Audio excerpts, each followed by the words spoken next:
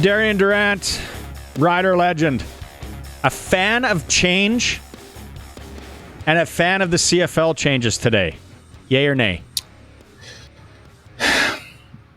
I'm torn. I'm torn a little bit, because I understand where the commissioner's coming from. I understand, when it comes to viewing the game, making the game more exciting. I think I saw where, there's a projection of 60 to 70 more touchdowns being available because of these rules.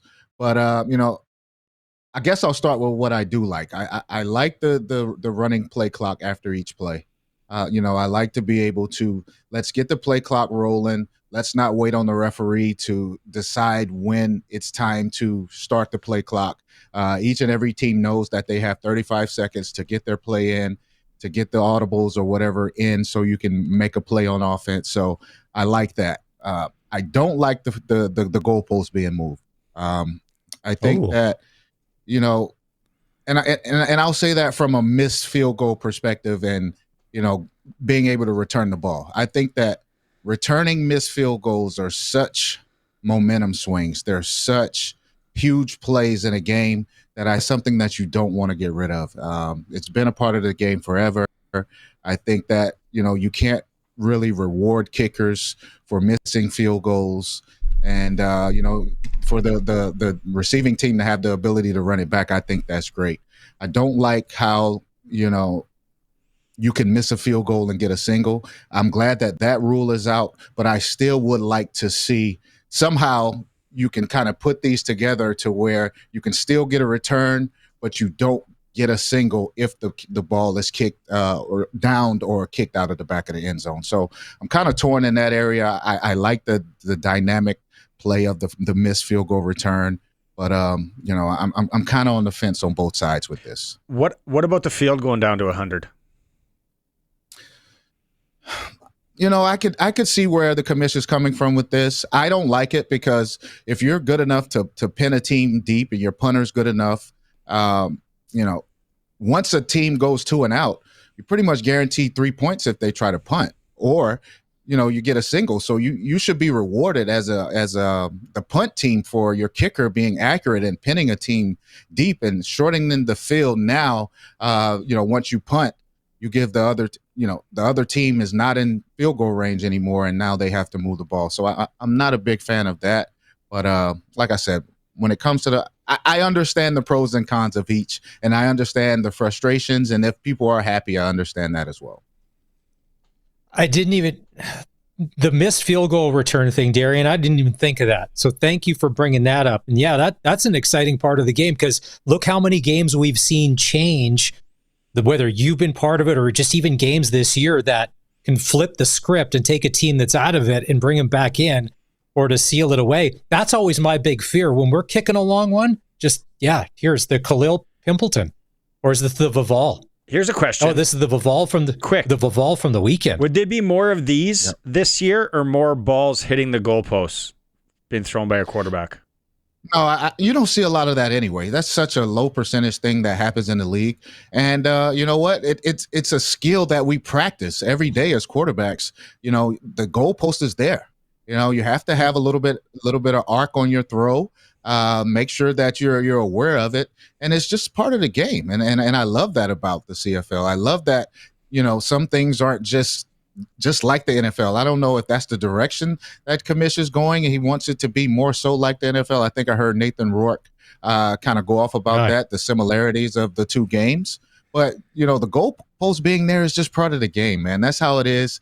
Like I said, it changes the game when you miss a field goal.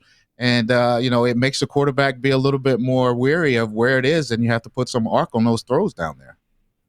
So, Darian, do you think that the players, like Rourke's pissed because the players were not consulted in any way? If you were still in the league and you're playing, these are, to me, are drastic changes. I don't think these aren't mild. This isn't something. As a player, should you have been consulted, or the PA at least, to have a voice with the reps? Absolutely. I think there should have been some type of survey. Even if you don't, even if you're not going to take the guy's word or, you don't even care what the players say. You're going to do what you want to do anyway. At least give them an opportunity to voice themselves. Give them an opportunity to explain why they don't and why they do like something. Like he said, they're the guys who have to go out there and do that. I get that. Or what drives these leagues nowadays. It's all about the line when it comes to a dollar. But you have to consult with the guys who play, man. I think it's only right. Is this game still Canadian, Darian?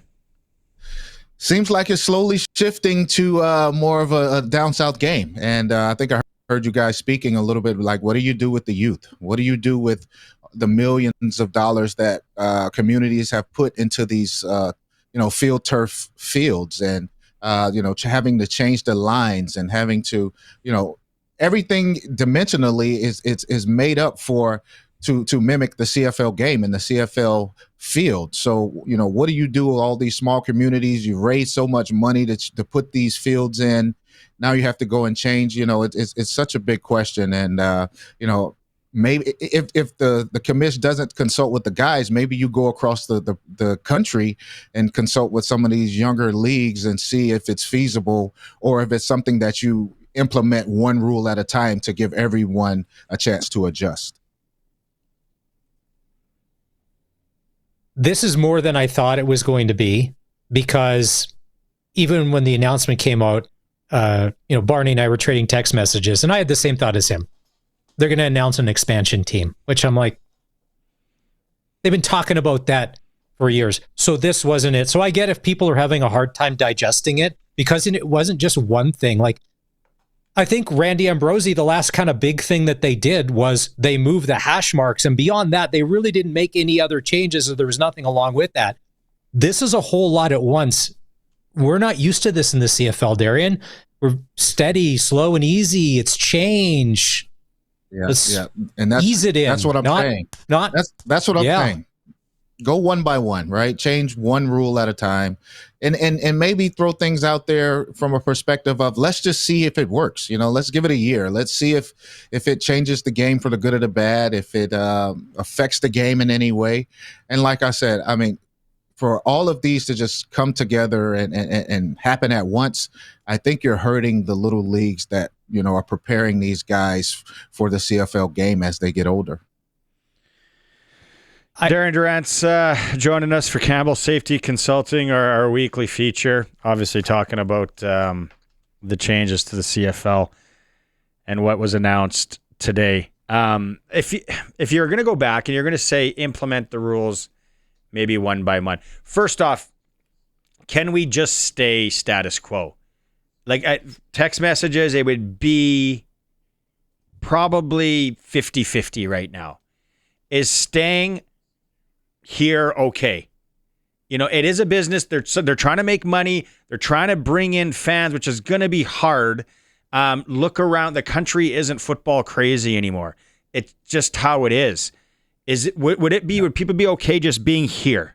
We just are staying like Amazon. We're just going to sell books, and we would have stayed there.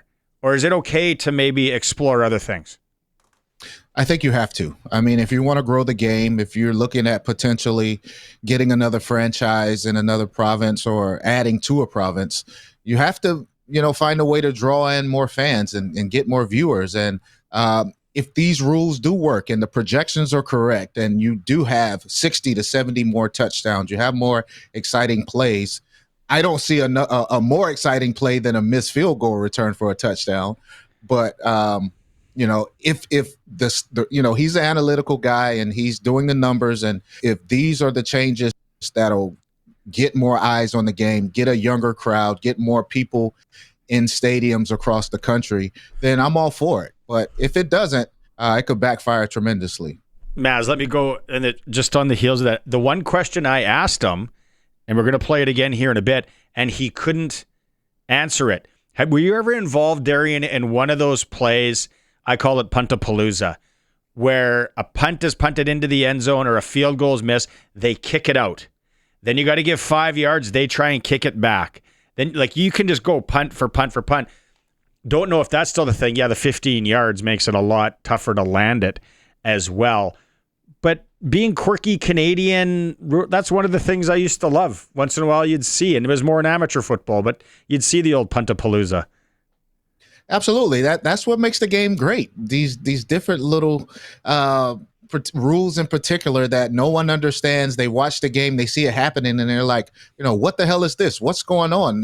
That's the beauty of it. Just like I keep emphasizing the missed field goal return, like that's a huge part of the game. So, I it's just hard to say at the moment, but if you're trying to follow the motto of the NFL, you want more viewers, you want larger TV deals, you want more sponsors and networks and things like that to back your product, then you have to have a product that is presentable and that can grow and people see a future in with investing in. So if the game is more exciting, then you're going to get more sponsors, you'll get more viewership, and then the game will go in a direction where ultimately the players will get more money. So we'll see how it goes.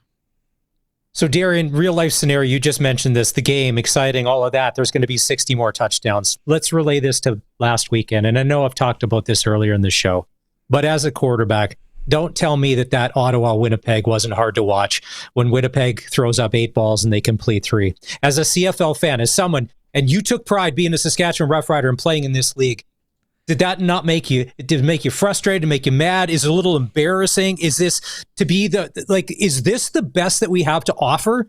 That 54 yards passing in a football game in good weather. It wasn't bad weather. So yeah. And it was tough to watch. It was very tough to watch. I think that's what you're going to get when you have backup quarterbacks in.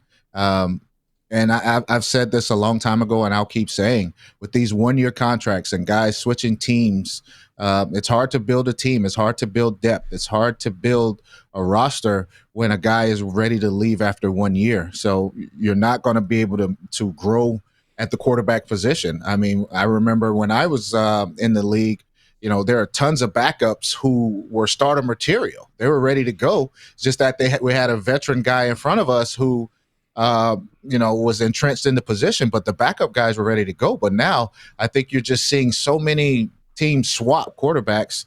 Guys don't understand systems. And then when it's time to go out there and execute, they're not ready or they're not good enough to do it. So I think if we can possibly get rid of these one-year contracts and let these franchises and GMs build these rosters and build these teams with depth, now you'll have in case a guy gets hurt, you'll have a guy backing him up that's pretty good and can keep the product going and keep it at a high level. Darian, I don't know if anybody called it. I just want to get your thoughts. It looks like the BC Lions have overcome their early season problems because Buck Pierce and Nathan Rourke are on the same page. They dismantled Calgary. Some injuries still on that defense, and then Vernon Adams Jr. gets hurt out of the game. BC is becoming a bit of a problem because they're learning how to play with each other, and Buck Pierce and Nathan Rourke are on the same page, and they just played enough defense that they really didn't have to because the offense was doing so much. Were you impressed with what BC did on the weekend? Yeah, I'm definitely impressed for them to be able to do that against Calgary. I mean, the thing I was going to say is, BC always puts up a ton of yards against mediocre talent, but for them to go out and do that against Calgary, it proved my theory wrong. Now I just want to see BC match up with the Saskatchewan or Winnipeg, and let's just see how if they're able to do the same thing offensively against two of the better teams in the league. So we'll see. But I mean, you're right. I always had a feeling that if Buck Pierce and Nathan Rourke could get on the same page, this could be an explosive offense, and you're definitely seeing that right now. All right, Doubles. I'll let you get back to being a dad, and I'm sure reading text messages, angry ones, and former players and friends up here in the CFL. And then and the Cowboys lost again yesterday. That was not good. Caleb Williams, that was horrible. And my God. He had pink nail polish on. I saw on the sideline, and I'm like, really, this is not going well. It's tough, man. Tough weekend to be a Cowboy fan. I'd like to say you'll regroup, but I don't think you will. Okay. Talk to you next week, Doubles. All right, sounds good. See you later. Thanks, guys. Double Talk with Darian Durant.